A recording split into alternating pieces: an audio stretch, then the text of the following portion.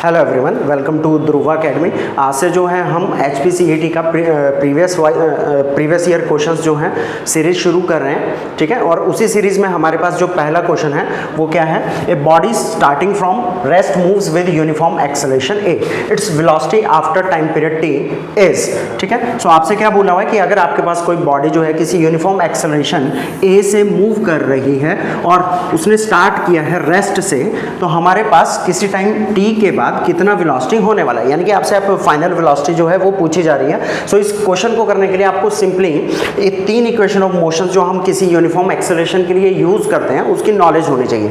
तो वो तीन इक्वेशंस जो हैं आपके पास क्या है, v is equal to u plus a t, जो कि आपको फाइनल वेलोसिटी, एक्सेलरेशन और टाइम को लिंक करके देता है। सेकंड इक्वेशन हमारे पास रहती है s is equal to u t plus half a t square, जो कि डिस्प्लेसमेंट को एक्सेलरेशन, टाइम और इनिशियल वेलोसिटी के साथ लिंक करके देता है। और जो थर्ड इक्वेशन है वो है हमारे पास v square minus u square is equal to 2as, जिसे आप ऐसे भी लिख सकते हैं, v square is equal to u square plus 2as, जो आपको वेलोसिटी और डिस्प्लेसमेंट को लिंक करके देता है, राइट। सो अगर हम देखें हमने जो तीन इक्वेशंस लिखी हैं 1, 2 और 3, और इन तीन इक्वेशंस को अगर हम अपनी ऑप्शंस के साथ कंपेयर करें तो हमें पता लगेगा कि आपके पास ऑप्शन डी जो है ऑलरेडी गलत हो चुका है, क्योंकि हमारे पास v स्क्वायर हमें रिक्वायर्ड होता है लेकिन यहाँ पे सिर्फ v का सिंगल पावर है, राइट। वैसे ही ऑप्शन सी भी आपके पास इनकरेक्ट हो जाएगा, क्योंकि हमारे पास डिस्प्लेसमेंट होना चाहिए, यहाँ पे आपको वेलोसिटी दे रखा है और डिस्प्लेसमेंट हमारे पास s होता है,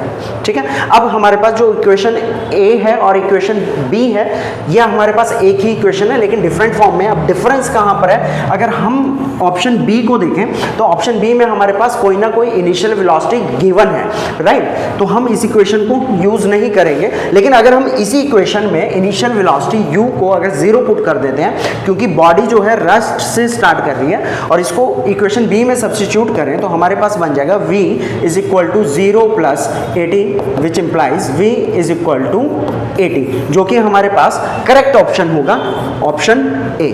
थैंक यू।